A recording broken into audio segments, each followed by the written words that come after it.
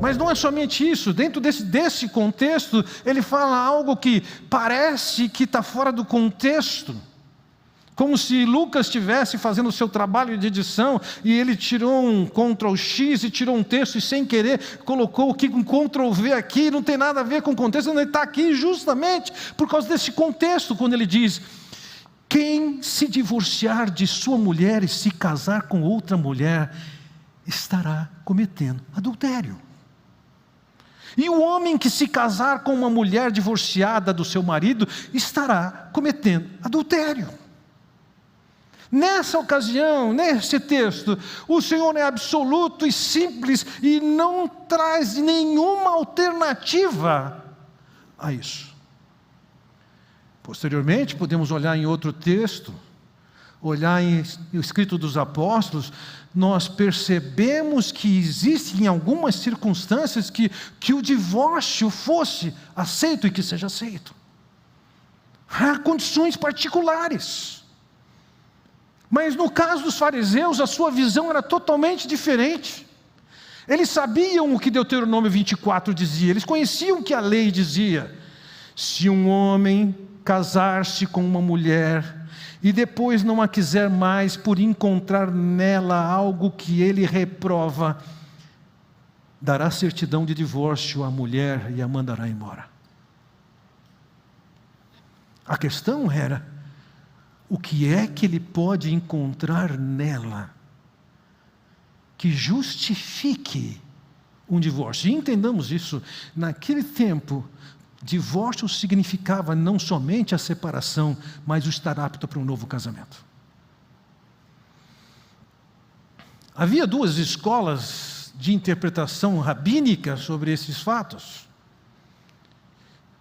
Numa delas se dizia: você só pode efetivamente se separar e se casar num caso de infidelidade. Não é que é determinante, mas tem a permissão. Mas havia outros, e como outros existem hoje, que estão ensinando o seguinte: o que me desagrada, e não importa o que seja, já está justificado o divórcio. E é assim que os fariseus viviam.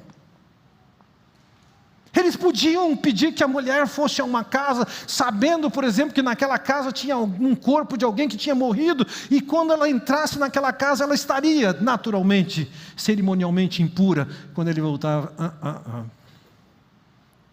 aqui pode ir embora.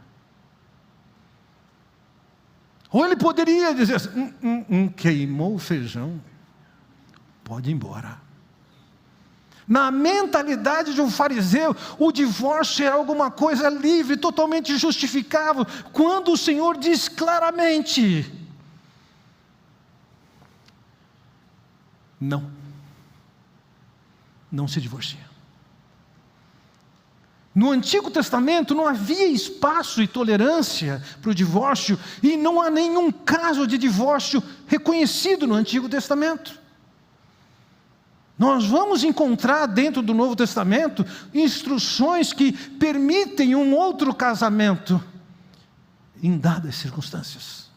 Mas o problema ali com aqueles fariseus é que qualquer motivo justificava um divórcio. E o povo assim pensava e admitia dessa maneira, como isso sendo a orientação de Deus. Veja, aqueles fariseus confessavam um tradicionalismo. Entretanto, o que Deus falava não entrava na equação. Um assunto de divórcio não é outro tempo. Não é isso que está dizendo. A contribuição, o que é isso? Eles tinham suas razões não simplesmente para reinterpretar as Escrituras, mas como para reescrever as Escrituras. De forma que seus escritos, a Mishnah, a Gemara, eram escritos que driblavam as Escrituras e o que Deus determinava para que fizessem valer aquilo que eles queriam.